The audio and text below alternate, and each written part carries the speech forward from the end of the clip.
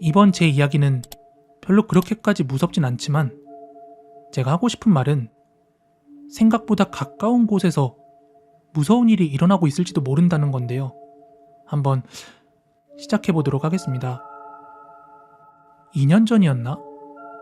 집에 생활비를 보태야 하는데 대학교를 때려치고 취업은 못하고 그러다 보니 위험하단 얘기는 들었지만 내가 하는 만큼 벌 수 있다기에 음식 배달 대행을 시작했습니다.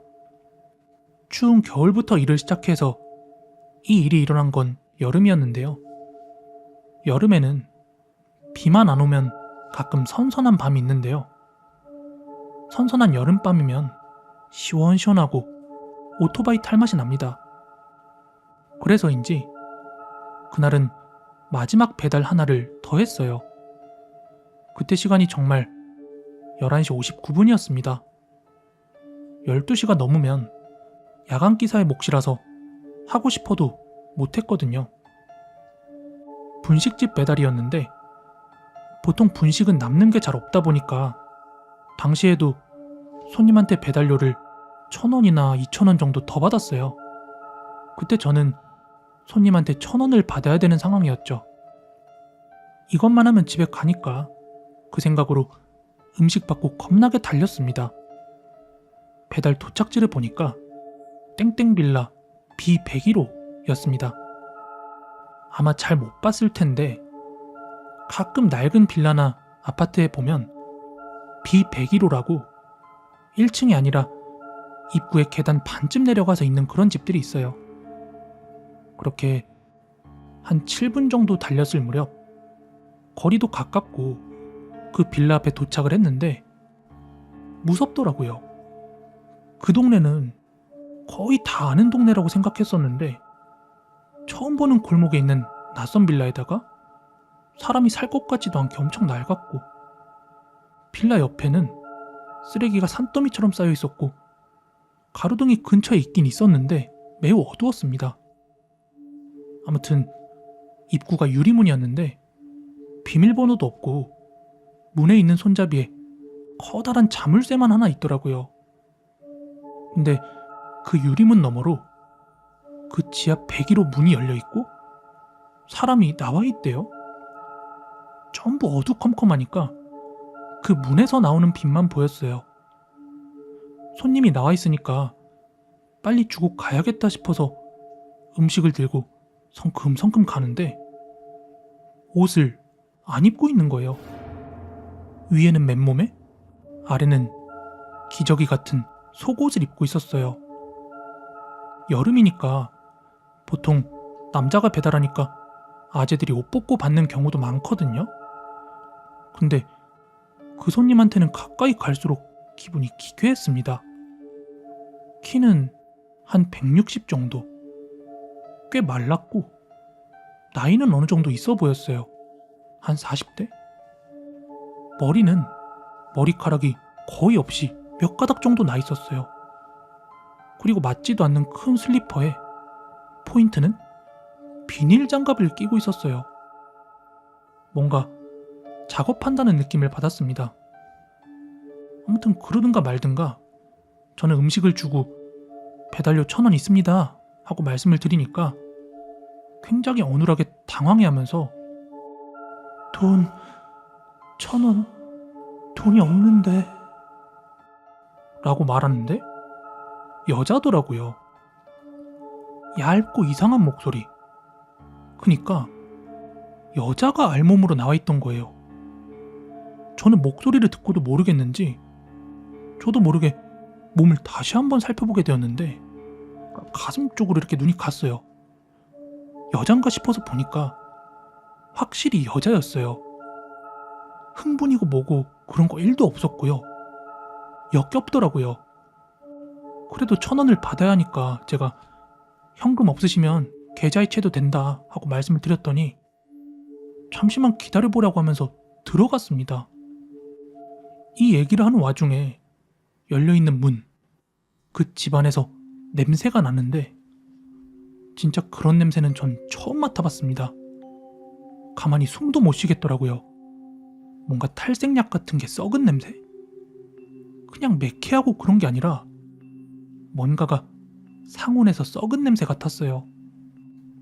아니, 저 사람은 이 냄새가 아무렇지도 않나? 아니, 이렇게 냄새가 나는데 분식이 넘어가나 싶더라니까요. 이때부터는 진짜 토할 것 같고 냄새 때문에 말도 하기 어렵고 숨도 쉬기 힘들었습니다. 근데 뭐가 이상하지 않나요? 처음에는 그냥 염색약이라고 생각하려고 했거든요. 근데 이상한 게 방금 그 사람은 머리카락이 없잖아요. 그럼 누가 안에 있어서 염색을 해주는구나 하고 생각하기엔 집이 정말 조용했습니다. 아니, 그 빌라 전체가 조용했죠. 그 집안에서는 인기척이라고는 전혀 없었고, 애초에 사람이 있었다면 보통 그 문 안에 대고 야, 너 1,000원 있어? 하고 그렇게 안에 있는 사람한테 물어보는 게 보통인데 그러지도 않았어요. 그래서 도대체 집안에서 뭘 하는 거지 하고 궁금해서 그 열려있는 문 사이로 집안을 살짝 봤는데요. 진짜 조금 봤습니다. 근데 그 집안이 거의 시멘트였습니다. 집안에 타일이나 벽지가 있는 곳이 그냥 다 시멘트였고요. 바닥 장판도 짧아서 바닥이 다 보이고, 제가 만약에 고개를 더 빼고 더 안쪽을 들여다보면 야, 이거 시체 한 구는 보겠구나 싶었습니다. 마치 분위기가 영화 이웃사람 보셨나요? 딱 거기 나오는 지하실 느낌이랑 똑같았습니다. 저는 순간 야, 이거 못했다. 여기가 인신매매하는 곳이구나 싶더라고요. 그저 초기였지만 저는 그 냄새랑 분위기, 그리고 저 사람이 끼고 있는 그런 비닐 장갑을 보니까 내가 뭘 생각해도 정상적인 건 아닐 거라고 생각을 했어요. 그래서 빨리 가야겠구나 생각했습니다. 그 생각을 하고 있을 차에 이제 그 여자가 밖으로 나오더니 전화번호를 하나 주더라고요. 본인 건 아닌 것 같고 종이에 파란색 볼펜으로 적어서 나왔는데 여기에 전화해서 돈 달라고 하면 줄 거라고. 그래서 제가 아이, 괜찮다, 안 받아도 된다 하고 빨리 나와서 도망갔습니다.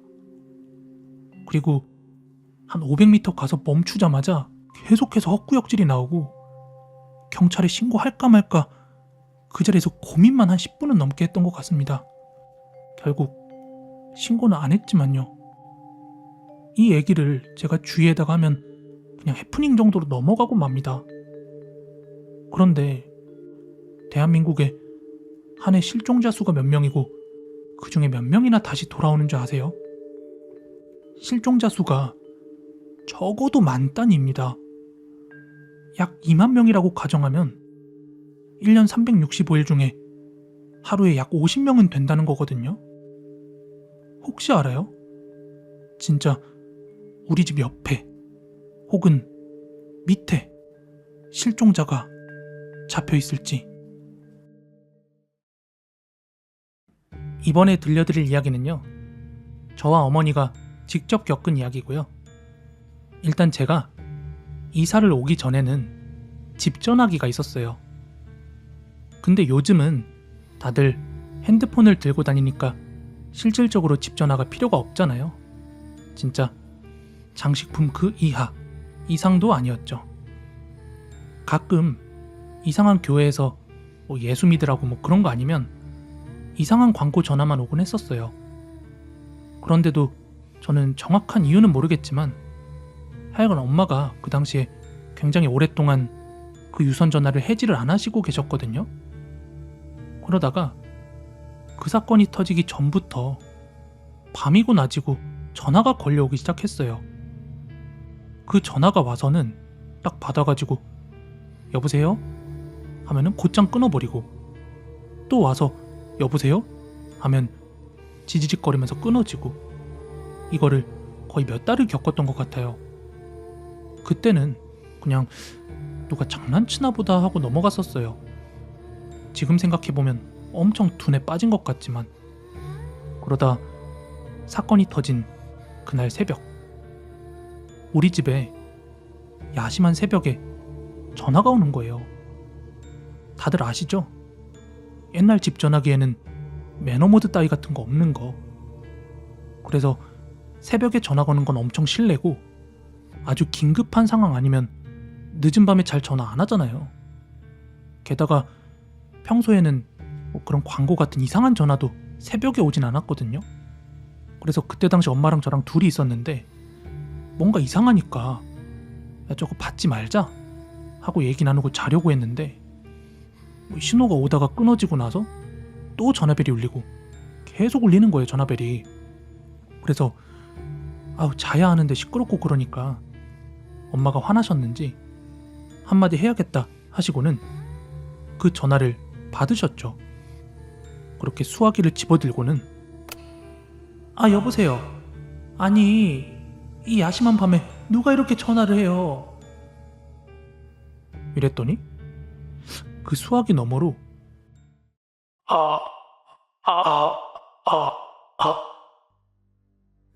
이러더니 갑자기 깔깔대면서 막 웃기 시작하는 거예요. 그때 엄마도 너무 놀래가지고 제가 엄마 옆에 있었거든요. 엄마가 저한테 아주 다급하게 야 코비야, 빨리 밑에 그 전화선 뽑아 이러길래 얼른 전화선을 뽑았어요. 근데 더 무서운 건 그 전화선을 뽑았는데도 소리가 안 끊기는 거예요, 수화기 너머로. 여기서 엄마랑 저랑 두 눈으로 보고 두 귀로 들으면서도 믿지를 못했습니다. 둘 다 너무 무서워가지고 막 얼타서 벌벌 떨고 있는데 그때 엄마가 놀래가지고 수화기를 떨어뜨린 상태였거든요. 그래서 이게 전화선 막 바로 뽑아가지고 오고 있던 신호는 송출이 되니까 그것 때문에 들린 게 아닐까 싶어가지고 이제 다시 수화기를 제자리에 놓으려고 들었는데 그때 수화기 너머에서 전화선 왜 뽑아? 이러면서 또 깔깔대기 시작하는 겁니다. 그래서 제가 엄마한테 엄마도 들었지? 하고 물어보니까 엄마도 들었다고 하고 분명히 지금 전화선은 완전히 뽑혀 있는데 그러니까 전원이 나간 거예요. 그래서 전화기 엎어놓자마자 그날 밤 엄마랑 뜬 눈으로 밤을 지새웠어요. 그리고 해 뜨자마자 그 전화기 버리고 전화 해지하고 또 할머니께서는 아시는 절에 가서 부적을 받아와서 집에 붙였어요. 아직까지도 엄마랑 같이 술 마시면서 그때 진짜 무서웠다. 그 귀신 뭐였을까? 하고 얘기를 하곤 합니다. 또 비교적 최근까지는 회사에서도 유선 전화를 사용했었는데요. 당시 그 전화기를 볼 때마다 어찌나 그 생각이 났는지요.